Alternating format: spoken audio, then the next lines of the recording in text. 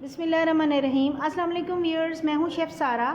आज मैं आपके लिए ऑरेंज केक बना रही हूं जो कि सर्दियों के मौसम में बहुत अच्छा बनता है क्योंकि फ़्रेश ऑरेंजेस आते हैं जिनको हम यूज़ करते हैं इसके अंदर। वैसे आप अगर ये ऑफ सीज़न हो तो आप इसका जूस भी रेडीमेड जो होता है वो भी यूज़ कर सकते हैं।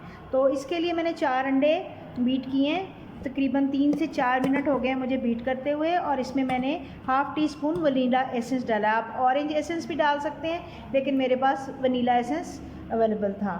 इसके अलावा 100 ग्राम इसमें मैं आइसिंग शुगर डाल रही हूँ और 100 ग्राम इसमें मैदा डाल रही हूँ और 1 टीस्पून बेकिंग पाउडर है। इसको आपने मैदे के अंदर ही मिक्स कर लेना है।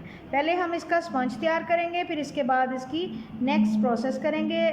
पूरी वीडियो देखिएगा ताकि आपको अच्छे तरीके से समझ आ जाए। और फ्रेश ऑरेंजेस का हम पल्प और जूस दोनों इस्तेमाल करेंगे। तो अब इसमें मैंने 3 से 4 मिनट इसको बीट कर लिया हुआ। अब इसमें आइसिंग शुगर डाल रही हूँ। आइसिंग शुगर को थोड़ा सा मैं बीट करूँगी। 6x6 का मैंने मोल्ड ऑयलिंग करके तैयार कर लिया हुआ है, तो आप किसी भी शेप का ले सकते हैं। अब इसमें मैदे के अंदर मैंने बेकिंग पाउडर को मिक्स कर लिया। मैं इसको हल्के हाथों से बहुत ज़्यादा बीट नहीं करूँगी, इसको मैं बस हल्का सा बीट करूँगी और मिक्स कर लूँगी ताकि अंडों की फ्लफीनेस ख़त्म ना हो। तो 180 डिग्री पे मैंने ओवन को प्री हीट कर लिया है 10 मिनट के लिए, और 15 से 20 मिनट लगेंगे इसको बेक होते हुए। तो मैं ये डाल के आपको दिखाती हूँ जी। अब इसको मैंने टैप नहीं करना, तो मैंने 6x6 के मोल्ड में इसको डाल दिया है और 15 से 20 मिनट के लिए मैं इसको बेक करूँगी। तो आपके पास अगर अच्छे वाला ओवन है तो आप उसमें 180 डिग्री टाइम सेट करें और फिर उसके बाद इसको रखें। स्पंज तैयार हो चुका हुआ है, तो मैं इसका पेपर भी रिमूव करती हूँ। ये देखें कितना अच्छा इसका रिज़ल्ट है। तो अब इसकी मैं कटिंग करूँगी। कटिंग करके फिर मैं इसका बाकी का प्रोसेस करती हूँ। इसको आपने 2 हिस्सों में काट लेना है आराम से।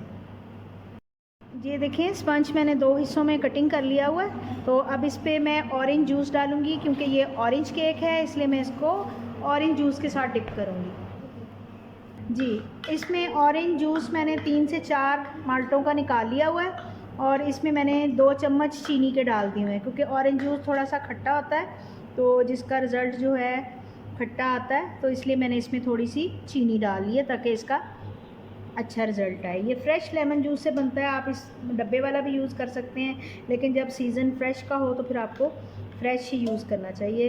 इसका बड़ा अच्छा फ्लेवर आता है ऑरेंज केक के अंदर। तो मैंने कुछ ऑरेंजेस ले लिए हैं जिनको मैंने सीडलेस कर लिया हुआ है, वो मैं इसमें डालूँगी जी जी। मैंने इस पर विप क्रीम लगा दी है। विप क्रीम में मैंने हल्की सी चॉकलेट डाली थी जो कि मुझे फ्लेवर अच्छा लगता है, आप चाहें तो इसको स्किप कर दें। अब इसमें मैं ऑरेंजेस लगा रही हूँ जिसको मैंने सीडलेस कर लिया हुआ है, और इसको गुठली को मैंने खोल लिया हुआ सारे इसको। इसके ऊपर जो नीचे वाली तह थी वो मैंने ऊपर कर दी हुई है। अब इस पर भी मैं ऑरेंज जूस लगाऊंगी ताकि ये अच्छी तरह से सॉफ्ट हो जाए।